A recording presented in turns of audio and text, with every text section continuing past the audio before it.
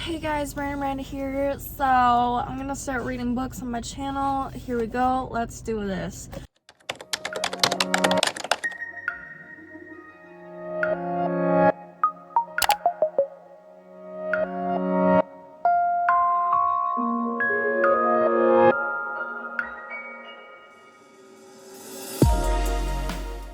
So we're going to start off with Unspoken Legacy. You see that right there?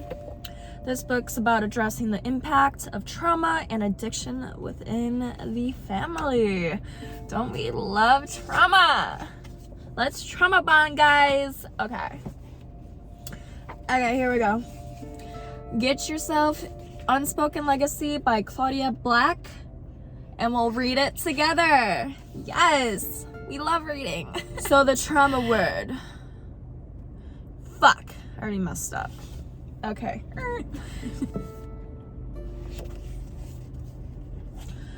So the word trauma conjures up a mental picture of natural disaster, an armed robbery, or a terrorist attack. But for people in... Bro, why are you driving so slow? Sorry. But for people in an addicted family, the hurricane is in their home. The trauma is part of the workings of their own family system. Let's meet 3 people whose lives have been profoundly affected by both trauma and addiction. Jason, age 30, is a first responder, an emergency medical technician, and firefighter. He has spent the last 10 years responding to people in crisis. In his 4th year as an EMT, Jason and his team of 6 became trapped in a burning building. He was the only one who made it out alive. Until that event, Jason was a light drinker. Today, 11 months later, he drinks alcohol every evening, usually until he is drunk. Jason's father was a successful businessman and an alcoholic who was rarely at home. His mother stayed busy trying to maintain order and stability for Jason and his 2 sisters. And we continue. Ashley, age 36, is single and self-supporting. She lives a quiet life. She has many acquaintances, but no romantic partners, not close friends. She occasionally speaks to her 2 sisters by telephone. My sister doesn't answer, so hey Brittany, what's up? She has held the same job as a bank teller for the past 14 years. She has been offered promotions 3 times, but turned them all down, preferring the security of something she knows and is good at. I have a pimple? Oh my god. Okay. Page 2. From the outside, Ashley appears to be introverted, pleasant, and content. What others do not see is Ashley's deep-seated resistance to change, as well as her hyper-vigilance to the first sign of potential danger of any kind, whether physical, emotional, or financial. Ashley sometimes perceives danger where none exists, such as where she feels misunderstood.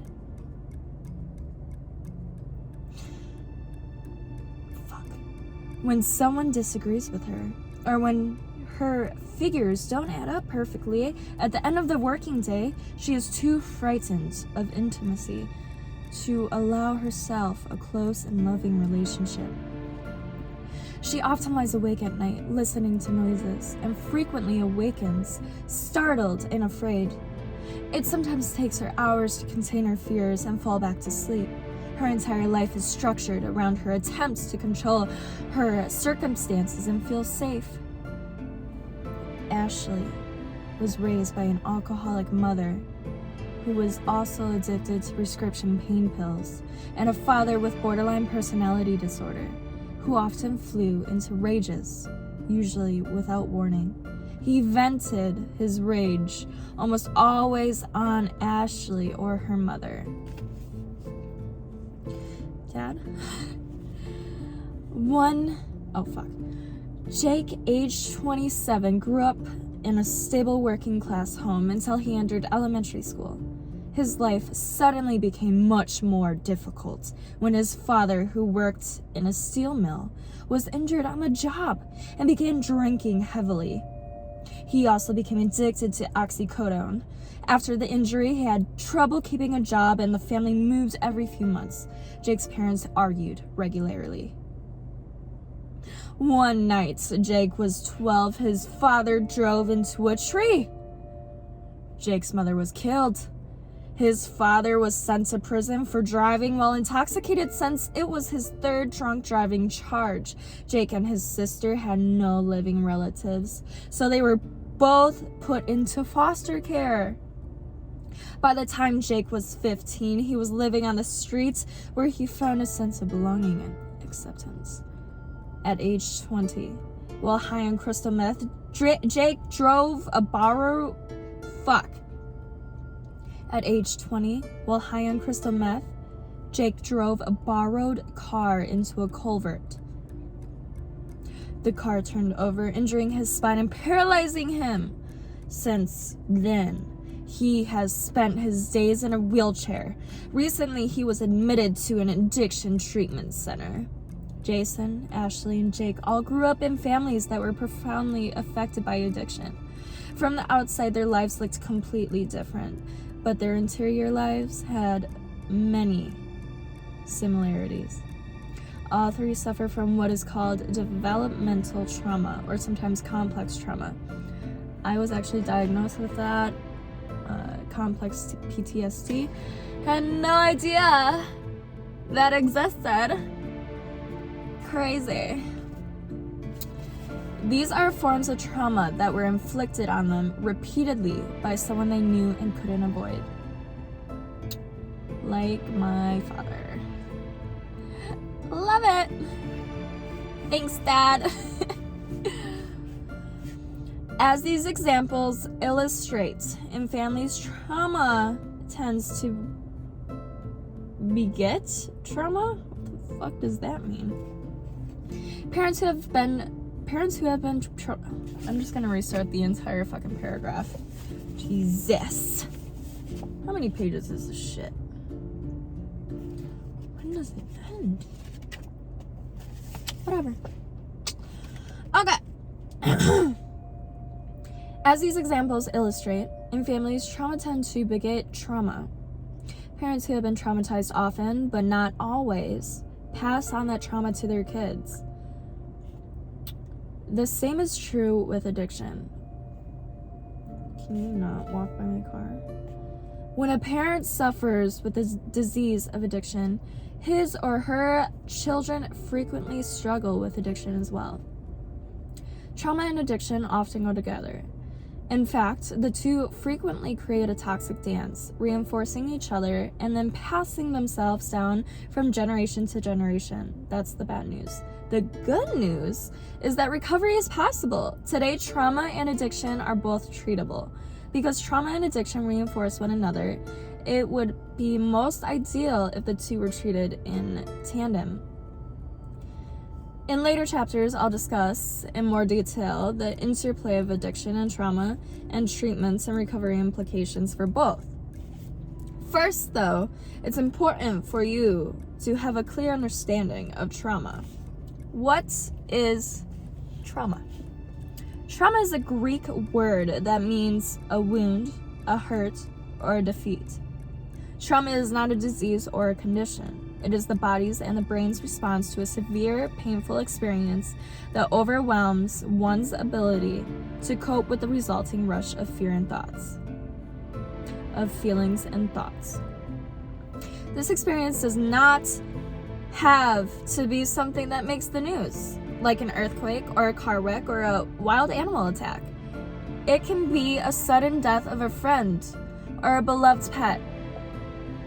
Someone discovering his or her spouse has been having an affair, Or for a child, a spanking by an angry parent. For some, transgressional.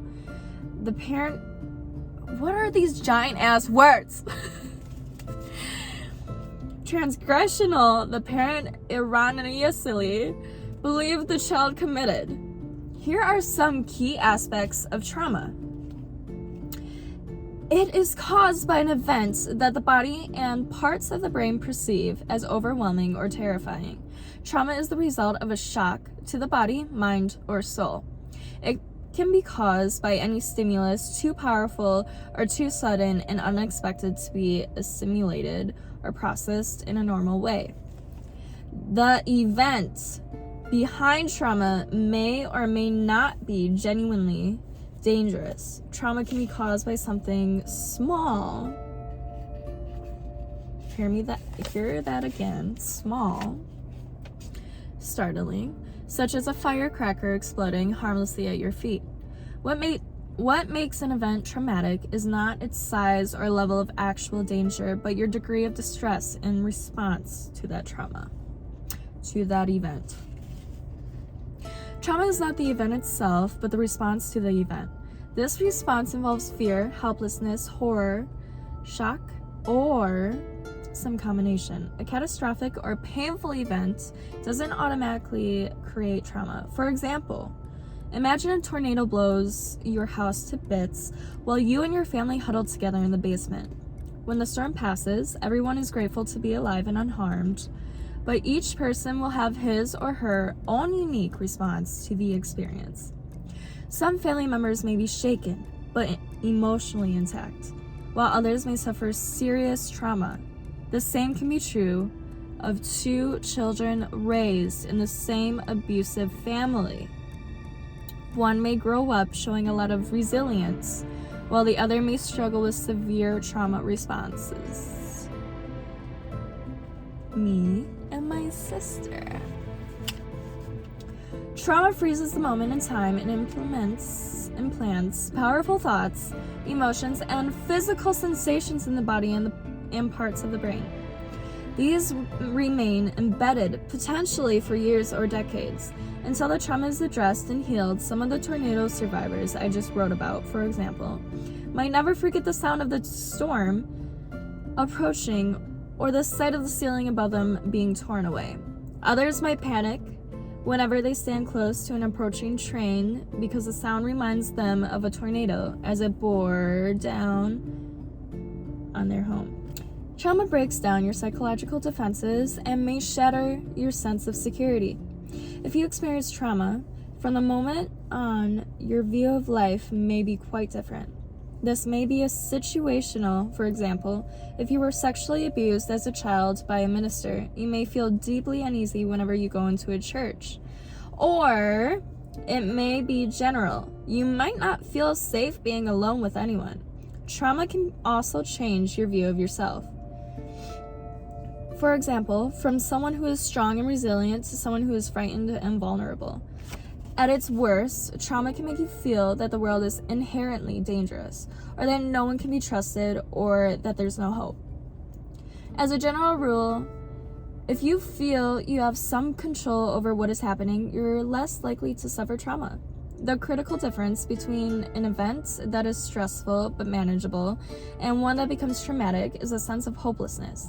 If you are able to avoid, delay, minimize, or prepare for a painful event or address it effectively very soon afterward, it's far less likely to create trauma. It's why a painful situation tends to create trauma.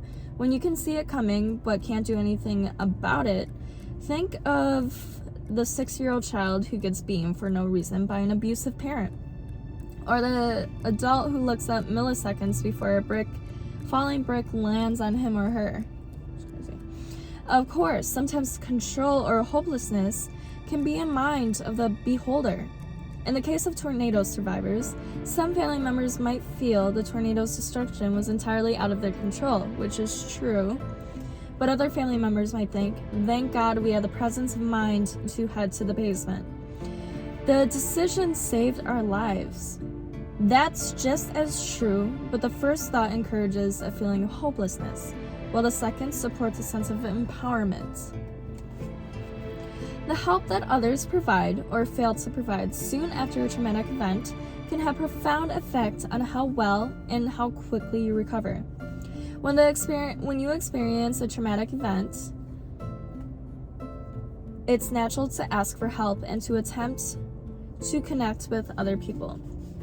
If others respond with empathy, assistance, and caring, then you can quickly begin to heal and start to feel safe in the world. But if others refuse to step in and assist, or if they ignore you or blame you for the incident, or don't take your pain seriously, then this can be a wounding, or don't take your pain seriously, then this can be as wounding as the trauma itself. And if you feel so vulnerable and unsafe that you cannot ask anyone for help, this can create secondary traumatic wounds. Most events that cause trauma are unexpected. You're much more likely to experience trauma when you're unprepared for an event. When a car careens around a corner and hits you, or a man steps out of the shadows and robs you at gunpoint, or the balcony you're standing on suddenly collapses.